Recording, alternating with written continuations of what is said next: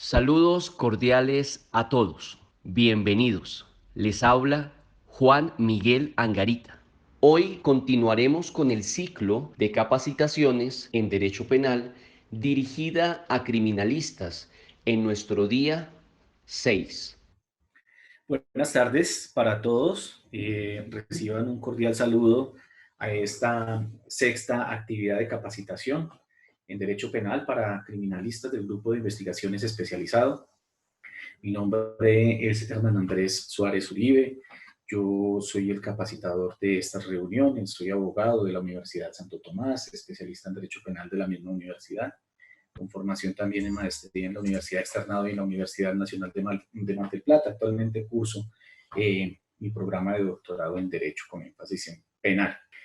Una cordial bienvenida a todas las personas que el día de hoy participan en esta actividad, compañeros de la Fiscalía General de la Nación, miembros de la Defensoría Pública, criminalistas, estudiantes de Derecho, todas las personas que el día de hoy nos acompañan. Pues el día de hoy vamos a trabajar, a continuar con el análisis de la tipicidad y pues para eso vamos a dar inicio a nuestras actividades porque pues vamos a tener una conferencia un poco extensa, pero trataremos de realizarla en el término de la horita que tenemos destinada para esta actividad. También quisiera pedirles que pues las preguntas quedan consignadas en este chat. De todos modos, si tienen alguna inquietud adicional, pueden escribirme al teléfono de WhatsApp, que ya quedó ahí mencionado en el chat. Entonces, para que ustedes tengan la tranquilidad de que si tienen alguna inquietud, la podemos resolver a través del el interno.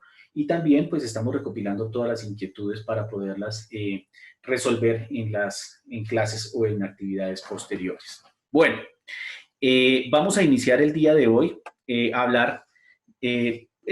Veamos la primera diapositiva, Camilo, por favor. Exacto, esa. El día de ayer entonces terminamos con el análisis del tipo objetivo, o sea, de la parte objetiva del tipo penal. Decíamos que el tipo penal tiene dos partes claramente diferenciables. Una parte que es la parte objetiva del tipo penal, que es aquella parte material, esa parte perceptible del tipo penal, que se puede asimilar a través o percibir a través de los órganos de los sentidos. Y en esa parte del tipo objetivo, pues encontramos todos los aspectos descriptivos de la conducta, como el sujeto activo, el verbo rector, el bien jurídico, el objeto material del delito, los elementos normativos, los elementos descriptivos del tipo penal, encontramos el sujeto pasivo, encontramos la causalidad y encontramos la imputación en el tipo objetivo.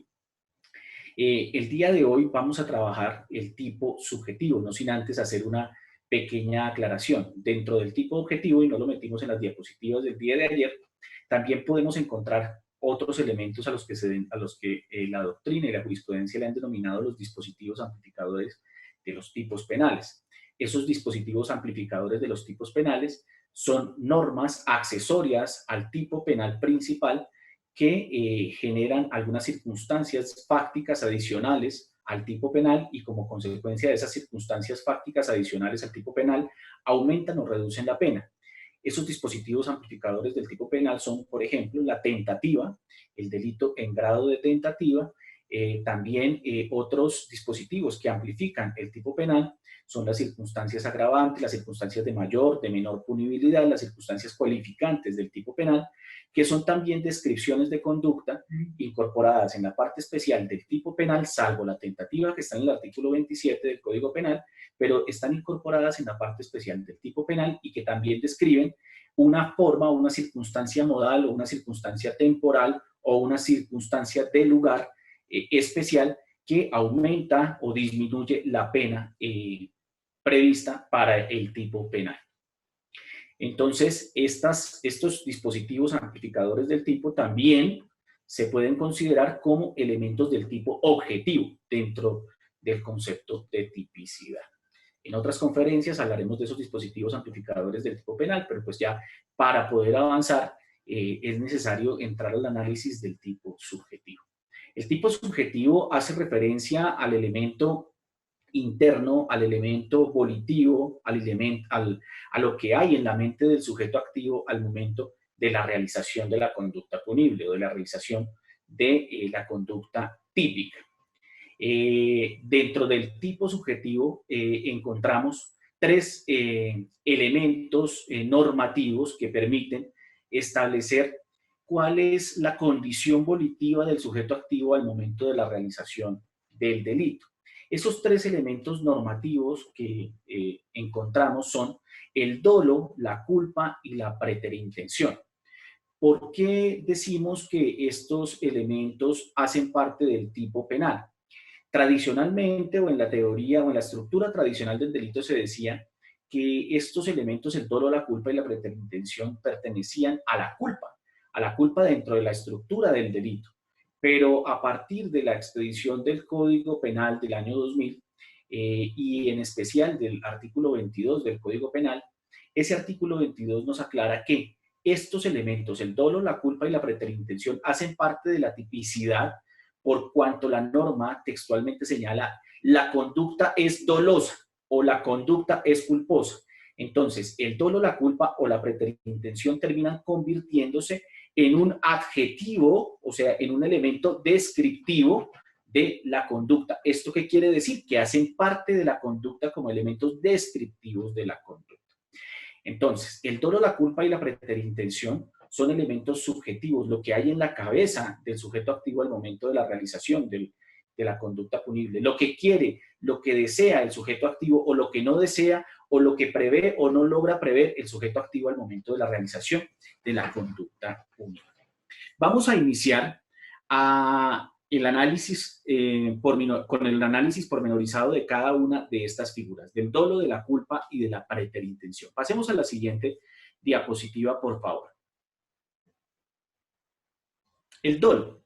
Entonces decíamos que el dolo es uno de los elementos subjetivos del tipo penal, porque así lo indica el artículo 22 del Código Penal, cuando menciona, y ahí está en nuestra diapositiva, la conducta es dolosa cuando. Entonces, estamos desde la perspectiva de interpretación de esa norma, entonces nosotros llegamos a la conclusión de que el dolo, la culpa, la preterintención son elementos integrantes del tipo penal y de la parte subjetiva del tipo penal, hacen parte de la tipicidad.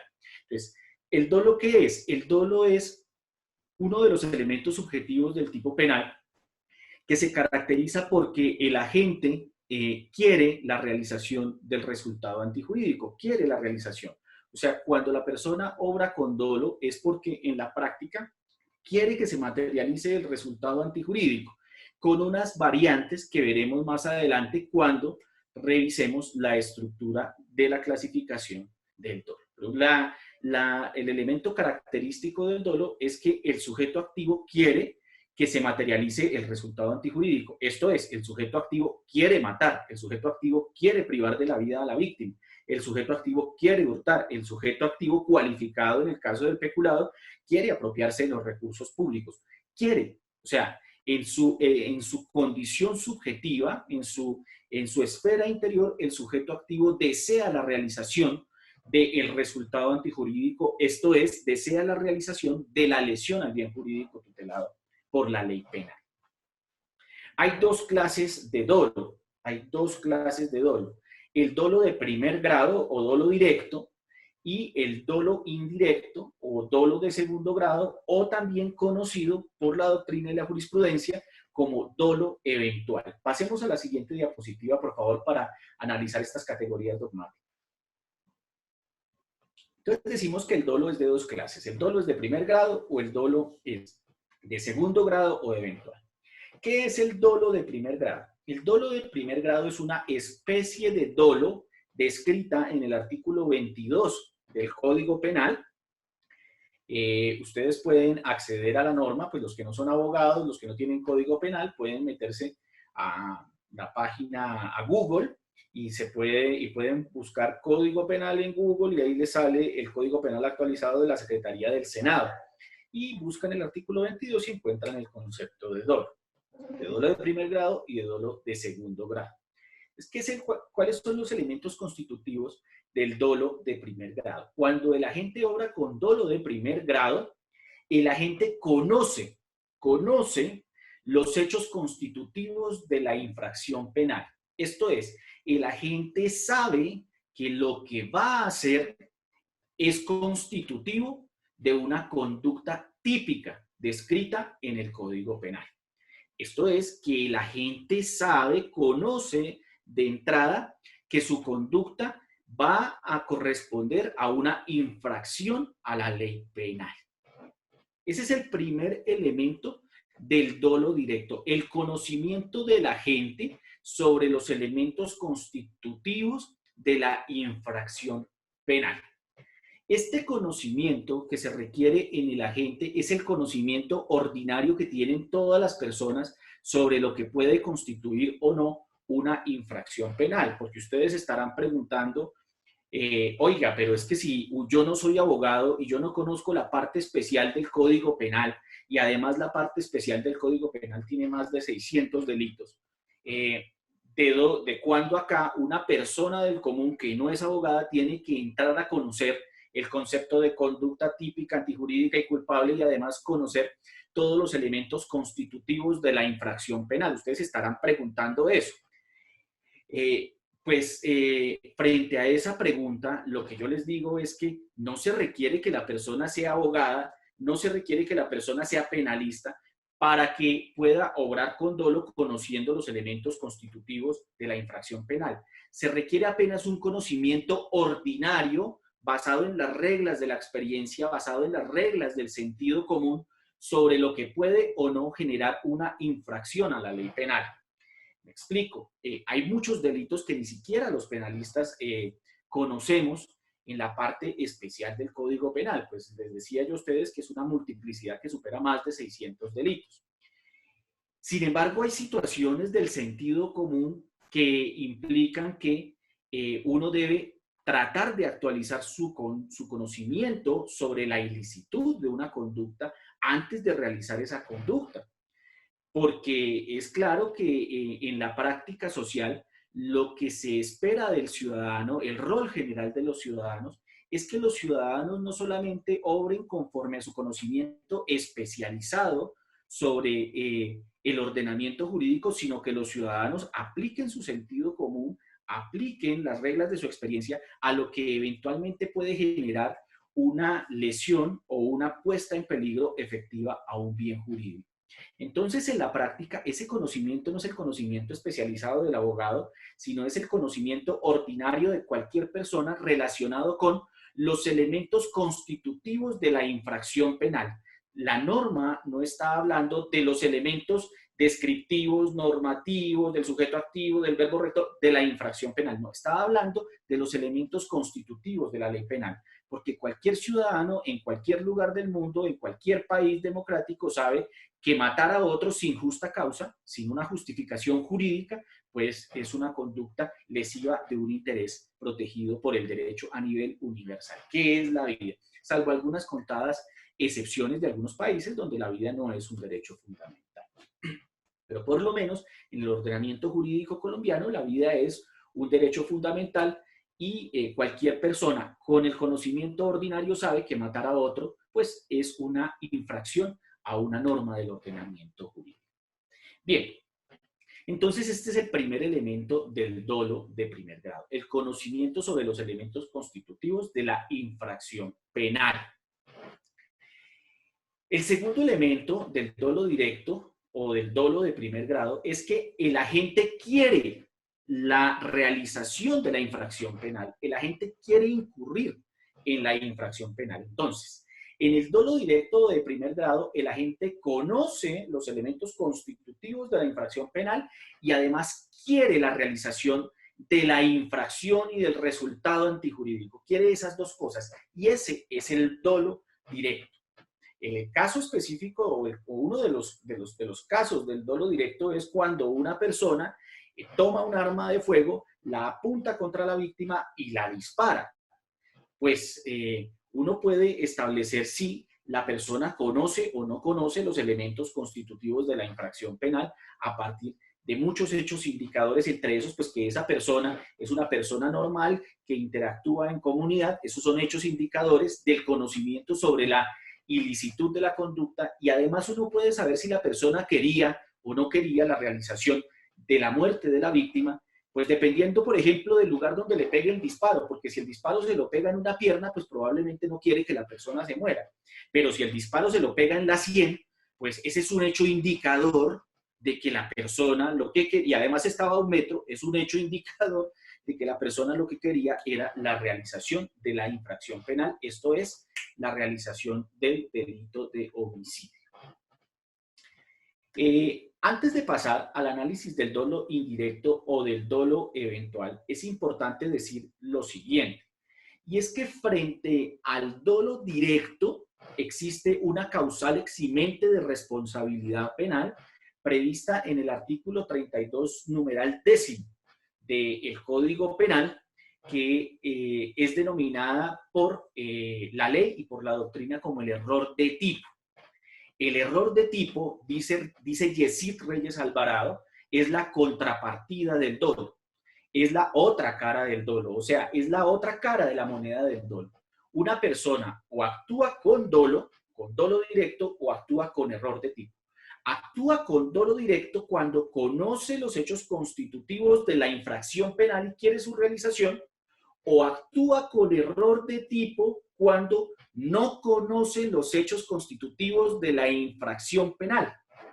Cuando la persona no conoce los hechos constitutivos de la infracción penal, así quiera la realización del despliegue de una determinada conducta, pero la persona no conoce los hechos constitutivos de la infracción penal, obra con error de tipo y por lo tanto obra amparado bajo una causal eximente de responsabilidad penal, que es la prevista en el artículo 32, numeral 10 del Código Penal. Entonces, el error de tipo es una causal eximente de responsabilidad penal que impacta sobre el tipo subjetivo, más específicamente sobre el conocimiento de los hechos constitutivos de la infracción penal. Y se dice que quien actúa con error de tipo es aquella persona que no conocía al momento de la realización de la conducta los hechos constitutivos de la infracción. Verbigracia, aquella persona que pensando que le está apuntando a un espantapájaros, le dispara pensando que es un espantapájaros, pero en realidad no era un espantapájaros, sino era una persona. En ese caso concreto, la persona no conoce los hechos constitutivos de la infracción penal porque no sabe que aquel objeto al que le está apuntando y al que le va a disparar, no sabe, es un sujeto pasivo eventual de la conducta punible de homicidio. Entonces, el error de tipo impacta sobre la tipicidad subjetiva, específicamente sobre el conocimiento de los hechos constitutivos de la infracción penal. Más adelante hablaremos de las causales eximentes de responsabilidad penal cuando finalicemos estas sesiones relacionadas con el concepto del delito, y miraremos cómo cada una de esas causales eximentes de responsabilidad penal impactan sobre diversos elementos de la conducta punible. ¿Por qué hablaremos al final? Pues porque para hablar de esas causales eximentes de responsabilidad penal, pues lo primero que tenemos que analizar o tener más o menos interiorizado o comprendida es la estructura básica del delito.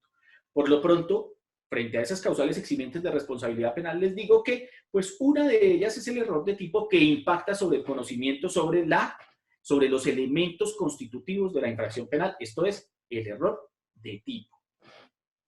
Bien, vamos a hablar ahora del dolo indirecto o del dolo de segundo grado, también conocido en la doctrina y en la jurisprudencia como dolo eventual. El dolo eventual se compone de dos elementos puntuales. Cuando una persona actúa con dolo eventual, la realización de la infracción ha sido prevista por el sujeto activo como probable. O sea, el sujeto activo puede ex ante considerar o estimar que probablemente se va a producir un resultado antijurídico, la muerte de la víctima, la pérdida de los recursos públicos, la lesión a la recta y eficaz administración de justicia, la lesión a la autonomía sexual de la víctima, a la autonomía personal de la víctima, la lesión a la integridad personal de la víctima. Entonces, en el dolo eventual, el sujeto activo considera la realización de la infracción, o sea, la realización del resultado antijurídico como probable. La realización de la infracción como probable. Esto es, en términos estadísticos, como altamente realizable. Es el primer elemento del dolo eventual. El segundo elemento del dolo eventual es un elemento fundamental que lo diferencia del dolo directo. Y es que mientras en el dolo directo el agente quiere la realización de la conducta punible y hace todo lo posible para garantizar que se materialice el resultado antijurídico, en el dolo eventual o en el dolo de segundo grado, el agente deja librada la producción del resultado antijurídico o la producción de la infracción al azar, a la suerte. Esto es que el autor considera como probable la realización de la infracción penal, pero le es indiferente si la infracción penal y el resultado antijurídico se materializan o no. Para él, eso queda absolutamente librado al azar. En muchos casos, inclusive, de dolo eventual, se puede pensar que la gente no quiere la realización de la conducta, pero que le es indiferente si se realiza y además está dispuesto a asumir los resultados de la realización de la infracción penal y del resultado antijurídico.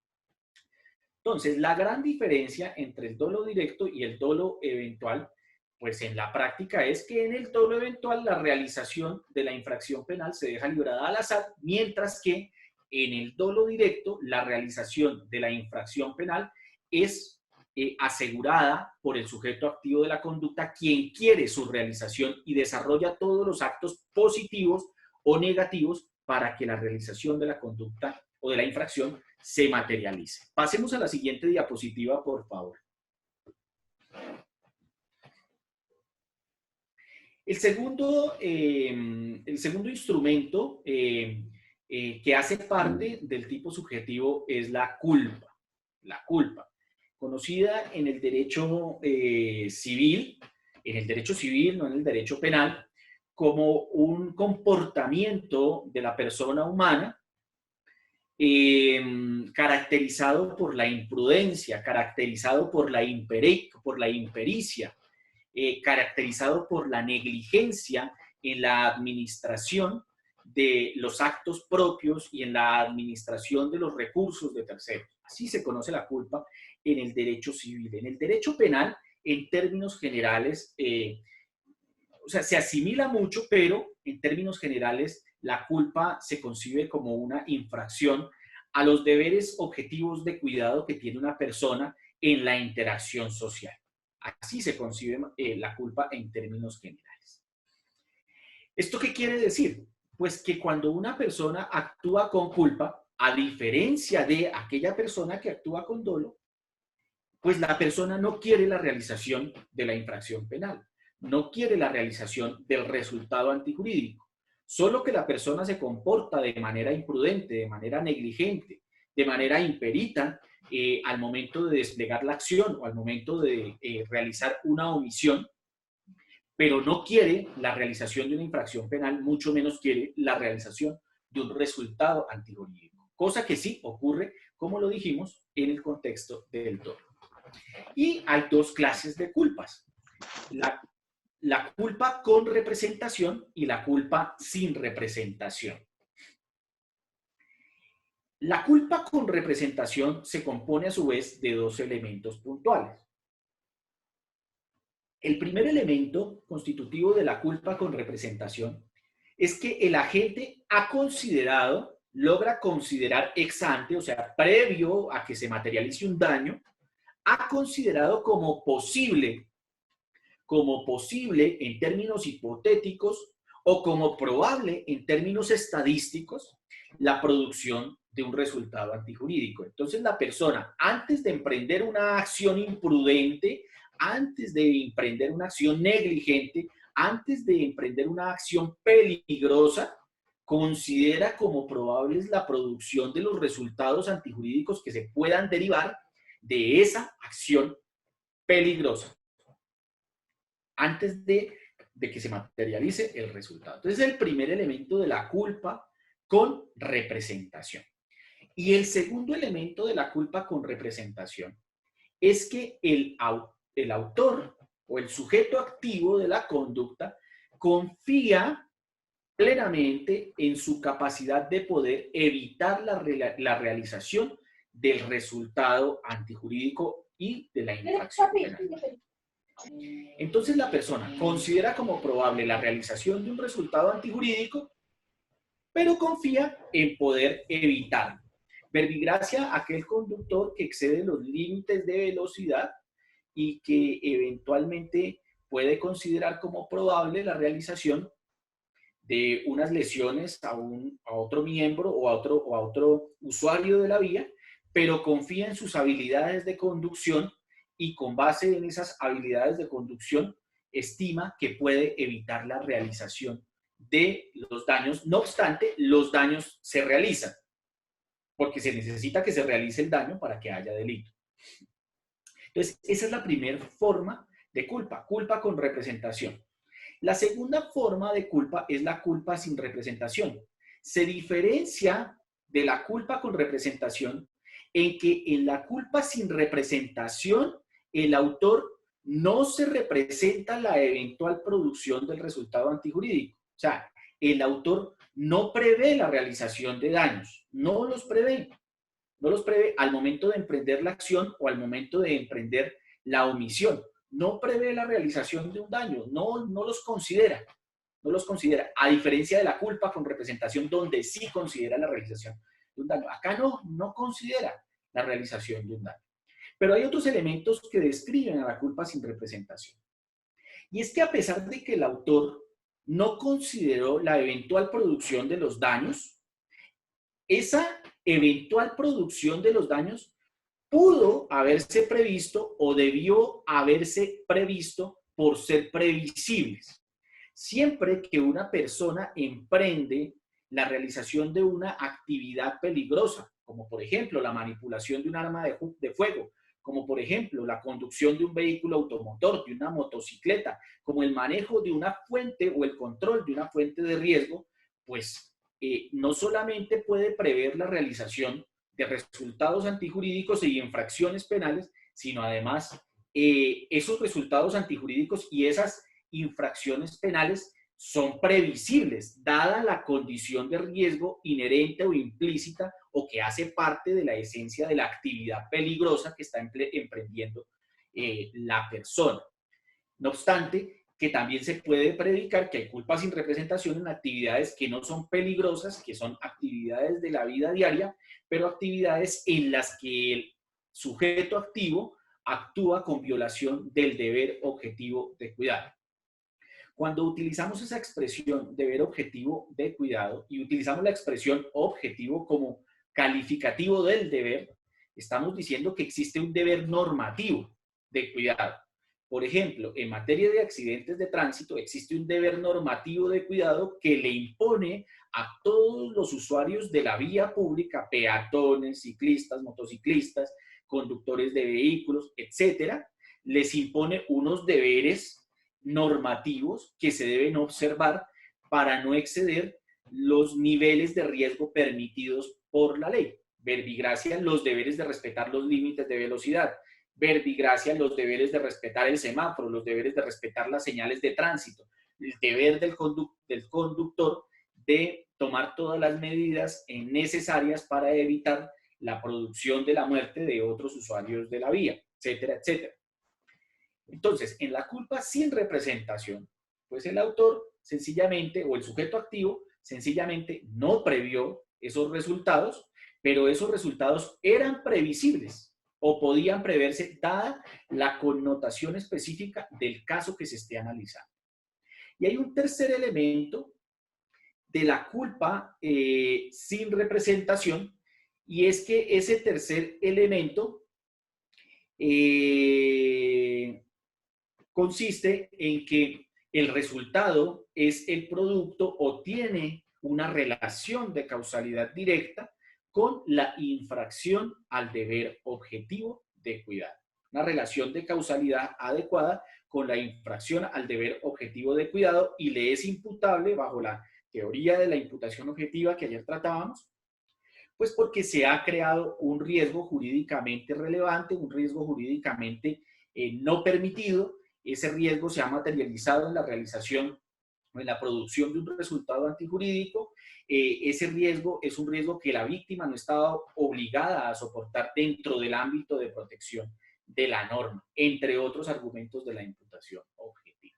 Entonces, estas son las características determinantes o esenciales que permiten diferenciar el concepto de culpa con representación y culpa sin representación. En la culpa con representación, el sujeto activo prevé la realización del resultado antijurídico. En la culpa sin representación, el sujeto activo no prevé, siendo previsible, la realización de la infracción penal y del resultado antijurídico. Vamos a pasar en este momento, Camilo, a proyectar un pequeño video para que hagamos un pequeño análisis de las dos temáticas que venimos desarrollando. Este pequeño video fue un accidente de tránsito que ocurrió en el año 2018 en la vía Bogotá-Tunja, en el que se vieron involucrados unos vehículos de alta gama. Y en este video, pues, existen algunas personas conocidas en nuestro medio. Sin embargo, lo que yo quiero es que ustedes hagan un análisis del componente fáctico de lo que van a ver en este video para que ustedes allá en sus casas, allá en su trabajo personal, puedan determinar si esta persona obró con dolo de primer grado, de segundo grado o obró con culpa, con representación o sin representación. Entonces, proyectemos, por favor, Camilo, el video. Y como lo vieron ustedes en nuestra imagen del día, Noticias 1 obtuvo el video del justo momento del accidente de 3 bólidos de alta gama, un bus y una camioneta. Las imágenes contradicen la versión del cirujano que perdió el control e invadió el carril contrario. Estas son las imágenes que captó la cámara del parqueadero de un restaurante del momento exacto del accidente que destruyó 3 bólidos y ocasionó heridas a los ocupantes de una camioneta. Vamos y compramos otro, desde que el piloto esté bien. El cirujano José Giovanni Bojanini, dueño del McLaren azul, ha intentado explicar que el accidente no fue su responsabilidad. El exceso de velocidad es falso. Si todo el mundo puede ver las fotos y el video, a menos que uno sea un suicida, no puede ir a 200 kilómetros por hora. Otra cosa muestra el video. El cirujano, según el video, sobrepasa el bus y pierde el control. El peor mal tiempo que puede existir.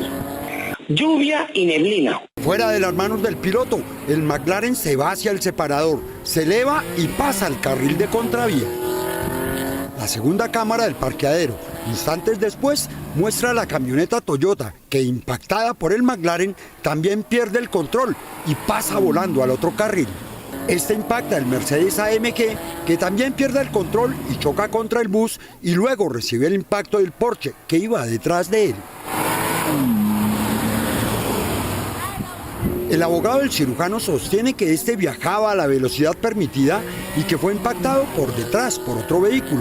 Pero las imágenes muestran que pasó solo por el lado del bus, sin que ningún otro carro fuera detrás de este, y que su velocidad no era similar a la de los demás carros que viajaban a esa hora por la misma vía.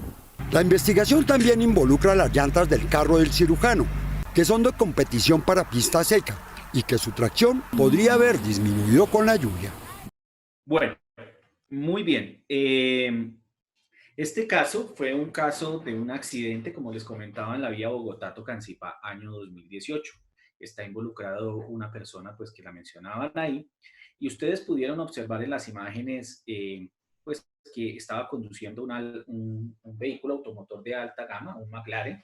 Esos son carros que no están, pues, diseñados para transitar, o sea, pueden transitar en los límites de velocidad permitidos por la norma, pero pues la naturaleza de estos vehículos está dada es para la competición, para la realización de competencias, o para andar en estos vehículos a una velocidad considerable. El ejercicio tiene una finalidad puntual, o sea, ver este video tiene una finalidad puntual, y es que ustedes allá en su casa, donde se encuentran, hagan un pequeño análisis de si esta persona se encontraba obrando bajo qué circunstancia. Estaba obrando con dolo, estaba obrando con culpa, y si estaba obrando con dolo, estaba obrando con dolo de primer grado, o estaba obrando con dolo eventual, o estaba obrando con culpa con representación, o estaba obrando con culpa sin representación. Bueno, en este caso, pues del que en algún momento, pues en nuestro equipo de trabajo tuvo conocimiento como representante de víctimas, nosotros sí hicimos un análisis de la tipicidad subjetiva de lo que aquí ocurrió, y en ese análisis de la tipicidad subjetiva de lo que pasó en este caso concreto, pues nosotros observamos que el conductor del McLaren no quería lesionar a las personas que iban en la camioneta. No, que esa no era su intención, él no quería lesionar. Ese no querer lesionar a las personas que iban en la camioneta ya descarta de entrada una modalidad de realización subjetiva de la conducta punible, que es el dolo directo. O sea, ya se descarta el dolo directo.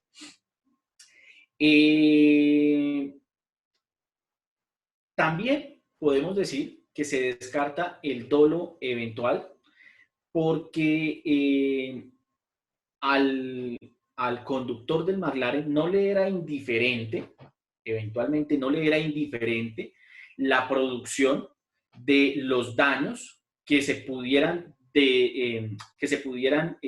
derivar de la conducción imprudente del vehículo, de la infracción al deber objetivo de cuidado. No le era indiferente, o sea, él era una persona que iba conduciendo con exceso de velocidad, pero desde ninguna perspectiva se puede o se logró comprobar materialmente que esta persona consideró como probable la producción de los resultados antijurídicos y los dejó librados al azar.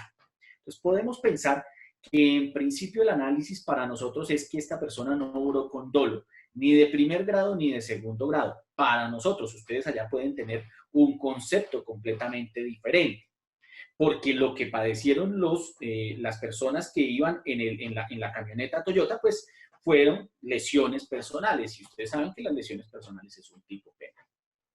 Lesiones personales. Ahora bien, miremos si esta persona obró con culpa. Pues en este caso concreto, si nosotros partimos de la idea de que el sujeto activo de las lesiones que sufrieron las personas de la camioneta, pues no quería la realización de esas lesiones en los miembros de la camioneta y no las previó dejándolas libradas al azar, pues entonces lo que nosotros pensamos es que esta persona obró con culpa, pero obró con culpa con representación o obró con culpa sin representación. Y para determinar si obró con culpa con representación o con culpa sin representación, pues ya hay que entrar a analizar las particularidades concretas del caso y de la narración que da esta persona a los medios de comunicación. Noten ustedes cómo en la narración que da esta persona a los medios de comunicación, casi en la mitad del video que ustedes lo encuentran publicado por YouTube, esta persona está diciendo que estaba conduciendo su vehículo en las peores condiciones climáticas. Y como ustedes pueden ver ahí en la pantalla, pues obviamente la vía se encuentra mojada, hay neblina. Es decir, esta persona ex ante consideró que las condiciones climáticas eran unas condiciones nefastas, unas condiciones terribles, unas condiciones peligrosas. No obstante, a pesar de esas condiciones peligrosas, emprendió la conducción de su vehículo, violando los límites máximos de velocidad previstos en la norma. Violando los límites máximos de velocidad. Pues una persona que va conduciendo ese vehículo a 60 kilómetros por hora, que es la velocidad permitida en esa autopista, pues no derrapa, no se eleva, no se monta al separador, no se pasa a la otra calzada y no choca la camioneta con esa contundencia y con esa lesividad con la que ese vehículo se desplazó en ese vector. Entonces, ahora bien, el conductor del vehículo dice, pero es que yo no venía excediendo los límites de velocidad, pues es contraevidente su afirmación con lo que muestra el video. Este video no solamente tiene esta óptica, ustedes en YouTube van a encontrar cualquier cantidad de ópticas sobre este video. Lo cierto es que los desplazamientos de esta caravana de vehículos pues fueron desplazamientos abiertamente imprudentes, abiertamente ilegales desde la perspectiva del deber objetivo de cuidado que deben observar los conductores al momento del despliegue de estas actividades que son implícitamente o esencialmente peligrosas. Entonces, si esta persona pudo ver las condiciones climáticas, la humedad de la vía, la neblina, el exceso de velocidad como una circunstancia causante de riesgo, pues pudo representarse la producción de muchos daños. No solamente del daño que efectivamente causó, sino además pudo representarse, por ejemplo, el atropellamiento de un ciclista, el atropellamiento de un peatón, estrellarse contra un semoviente, pudo representarse al volcarse y matar a la persona que iba como copiloto o como pato en el carro.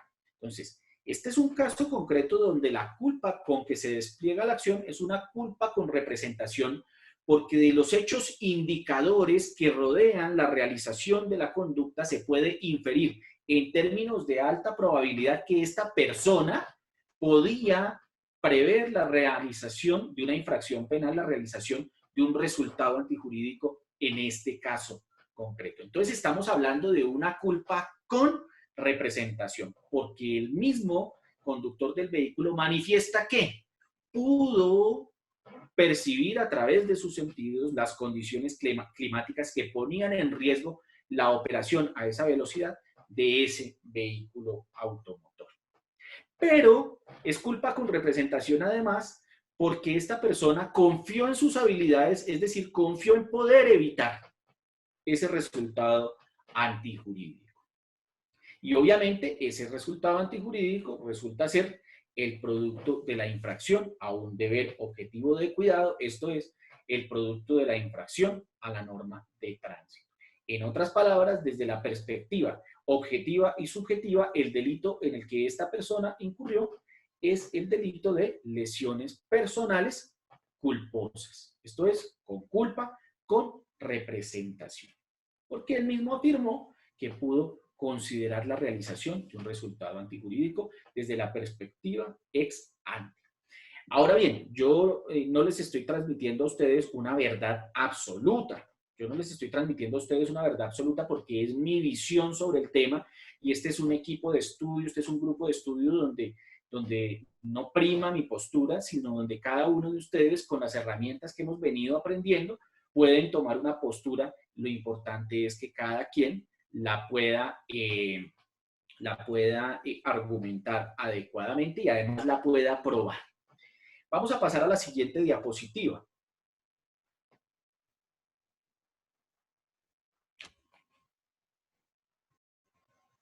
Es importante, entonces, del análisis que venimos haciendo, realizar una diferenciación entre dos cosas que se parecen a veces mucho, pero que en la práctica no son lo mismo. Y es que ya escuchamos el concepto de dolo eventual y el de culpa con representación. Dolo eventual y culpa con representación.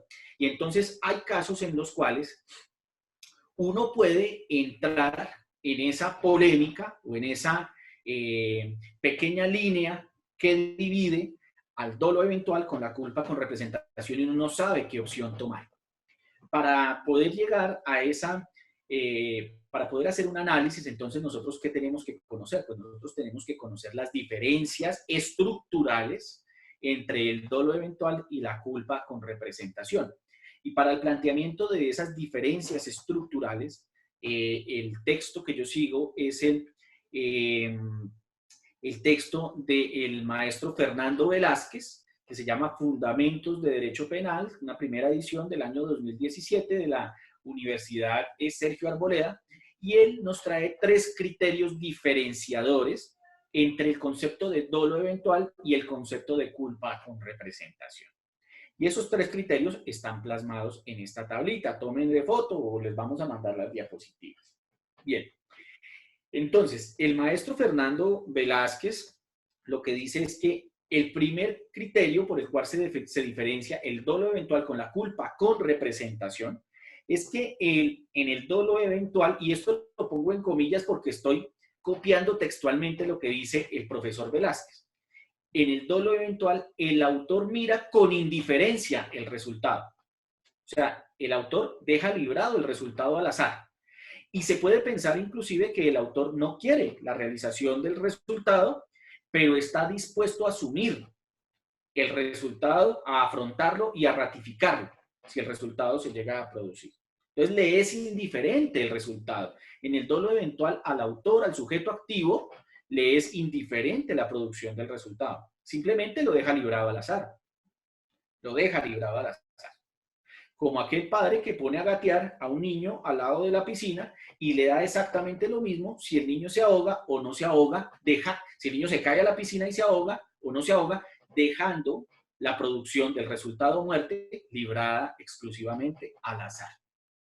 Eso se diferencia de la culpa con representación porque, a diferencia del dolo eventual donde al autor le es indiferente la realización del resultado, en la culpa con representación al autor sí le preocupa la realización del resultado. Le preocupa que el resultado se produzca. No quiere que se produzca desde ninguna perspectiva. Entonces no le es indiferente. Pero esta persona, de todas formas, continúa obrando o actuando de manera imprudente, confiando en poder evitar la realización del daño o la realización del resultado antijurídico. Ese es el primer criterio, el criterio de indiferencia frente al resultado. En el dolo eventual, el resultado le es indiferente al autor. En la culpa con representación, el resultado no le es indiferente al autor, quien sigue obrando con imprudencia, pero confía en poder evitar la realización del daño o del resultado antijurídico. En el segundo criterio diferenciador del dolo eventual y de la culpa con representación es que en el dolo eventual el agente se representa el resultado lesivo para el bien jurídico como posible o probable y lo acepta, lo admite, es decir, lo asume. O sea, si se produce la muerte del niño que fue dejado gateando alrededor de la piscina y que se cayó y se ahogó, pues la persona que lo dejó gateando, o sea, que asumió esa posición de garante frente al niño y que no hizo nada para salvarle la vida, pues asume el resultado, lo asume como propio, lo asume como propio. En cambio, en la culpa con representación, el autor también concibe como probable, como posible la realización del resultado, pero no lo acepta. O sea, no lo asume, porque confía en poder evitarlo. Solo que el resultado se produce, pero no lo está asumiendo.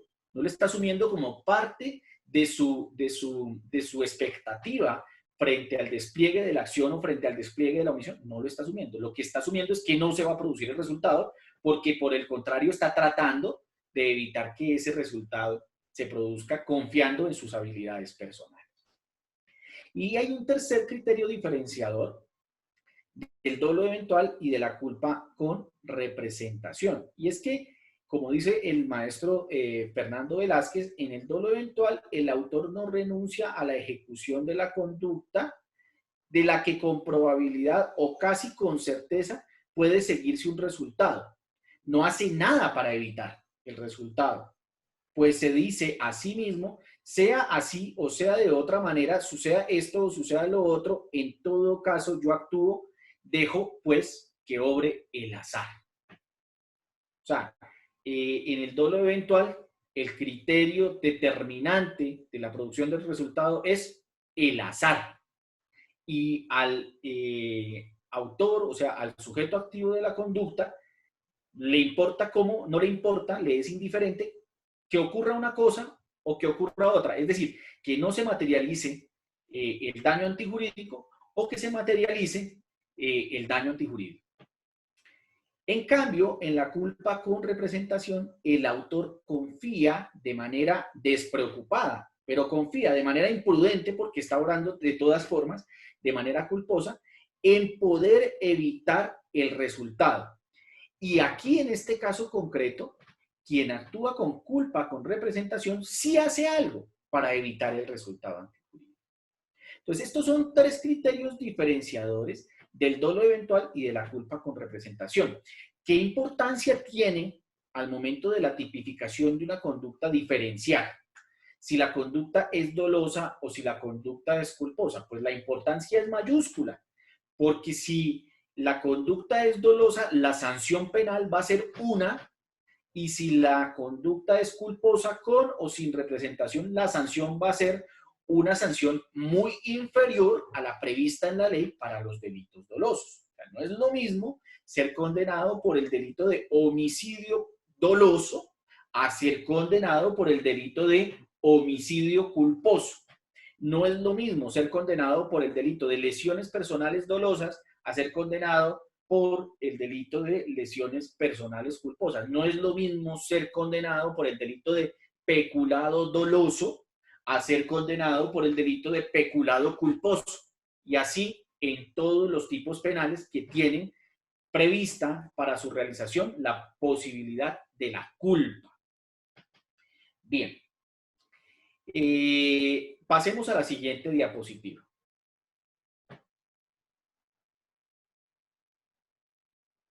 Y hay una tercera herramienta normativa del tipo subjetivo, que es la preterintención. En esta tercera herramienta se produce una mezcla, se produce una simbiosis entre dos circunstancias puntuales, el dolo y la culpa.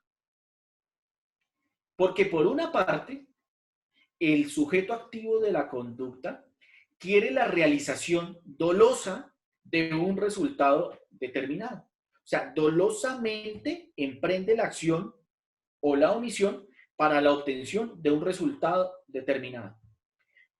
El problema de la preterintención es que el resultado excede a la intención del sujeto activo. Entonces, el caso concreto de la preterintención es que el sujeto activo quiere lesionar al sujeto pasivo. ¿A través de qué? A través de un golpe, por ejemplo, a través de un disparo. Pero solamente quiere lesionar, tiene dolo de lesionar, tiene dolo de producir el resultado lesiones personales. Pero el resultado que se produce en la práctica es el resultado muerte. O sea, el resultado excede la intención dolosa del sujeto activo. Caso en el cual el sujeto activo es condenado por la conducta preterintencionalmente desplegada. Repito, porque el resultado excede la intención del sujeto activo. Estas tres figuras del dolo, la culpa y la preterintención las pueden ustedes estudiar en principio en los artículos 22, 23 y 24 del Código Penal. Ahí está la descripción de estas figuras normativas y entre las tres integran el tipo subjetivo. No se requiere que concurran las tres a la realización de la conducta, sino que el tipo objetivo puede ser desplegado a título de culpa, a título de dolo o a título de preterintención. Cualquiera de las tres modalidades de tipo subjetivo traen consigo la sanción penal. Hubo un caso de connotación nacional en el que ocurrió específicamente un homicidio preterintencional. No sé si lo recuerden, un cantautor vallenato pues muy famoso y muy querido por todos nosotros, Diomedes Díaz, estuvo en la cárcel específicamente porque pues él lo que quería frente a la víctima era suministrarle unas drogas, etcétera, etcétera. Pues no sé cuál era la pretensión que él en realidad tenía, probablemente lesionarla, dormirla, no sé, pero el suministro de esas drogas excedió, ese resultado que se produjo excedió la intención de la gente. Esto es que esta muchacha que él drogó, pues se murió. El resultado excedió la intención inicial de la gente y por esa razón fue condenado por el delito de homicidio preterintencional. Pues existe jurisprudencia sobre ese tema. Entonces, hoy trabajamos el concepto de dolo, culpa, preterintención. Si ustedes tienen alguna pregunta, pues nos la socializan a través del chat o a través del teléfono pues que les hemos suministrado. El día de mañana ya vamos a iniciar hablar del concepto de antijuridicidad y del concepto de culpabilidad. Finalmente hablaremos, para terminar el tema de la parte sustancial del penal para efectos de esta capacitación, porque son muchísimos los temas. Hablaremos de las causales eximentes de responsabilidad penal. ¿Por qué? Porque son importantes para nuestros programas metodológicos. Pero obviamente estas temáticas que venimos desarrollando no abarcan la totalidad de la normatividad sustancial penal en nuestro ordenamiento jurídico. Simplemente es una primera aproximación a estos análisis con un objetivo puntual, y es el mejoramiento del desarrollo de los programas metodológicos en los procesos de investigación criminalística. Pasemos a la siguiente diapositiva, por favor.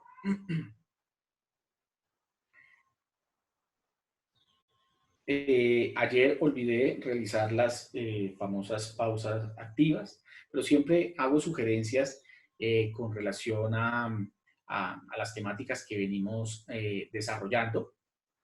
Y hoy voy a mencionar, hoy voy a hacer dos sugerencias. Una, la película El vuelo, el protagonista es Denzel Washington. Supongo que ya muchos la han visto, es una película muy bonita, espectacular. Inclusive se utiliza en las facultades de Derecho para hacer análisis de causalidad en materia de responsabilidad civil contractual. Pues las personas, los pasajeros que van ahí tienen un contrato de transporte con la aerolínea, en materia de responsabilidad civil contractual, pero también el suceso que ocurre ahí nos permite a nosotros hacer un análisis de dolo eventual, por ejemplo, o de culpa con representación o de culpa sin representación. Entonces, yo les sugiero que vean esta película, que se tomen un descanso, una pausa activa y que la disfruten bastante. Creo que sale por Netflix. Y el segundo, lo segundo que quiero recomendar es un texto que es muy apropiado para la época que estamos viviendo, que se llama El cataclismo de Damocles. Lo leí hace muchos años, cuando estaba en mi formación universitaria, en el año 2000. Me parece muy lindo, es un discurso de Gabriel García Márquez, dado en Ixtapa, México, sobre el comportamiento humano, pues prácticamente ya en nuestra época de la globalización, cómo ese comportamiento se pudo anticipar, generó un cataclismo, como en el que probablemente el día de hoy estamos percibiendo a nivel mundial. Es una lectura muy hermosa, además pues, de nuestro Premio Nobel de Literatura, y por eso me atrevo a sugerirla para las personas que no la han leído, y para los que ya la leyeron, es una lectura riquísima para disfrutar el resto de tarde. Bueno, queridos amigos, fue para mí un placer haberme encontrado en la tarde de hoy, que me hayan permitido entrar a sus casas, a compartir con ustedes esta actividad.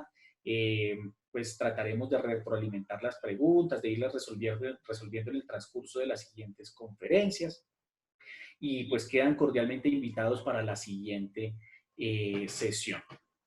Les agradezco mucho. Creo que en este momento los puedo dejar en compañía de nuestro director, el doctor Juan Miguel Angarita, para hacer la finalización de la actividad. Les agradezco mucho, un abrazo para todos y espero que haya sido de mucha utilidad para ustedes. Que estén muy bien. Muchas gracias a todos por el tiempo y la gran acogida que han tenido estas capacitaciones en nuestra plataforma Zoom. Los invitamos a presenciarlas en directo, registrándose en el formulario de la descripción, y estar atentos a sus correos y teléfonos para ser notificados de las sesiones en vivo. Los invito a suscribirse en nuestro canal de YouTube y seguirnos en nuestras redes sociales, que estarán en la descripción de este video. Un abrazo virtual y nos vemos en una próxima oportunidad.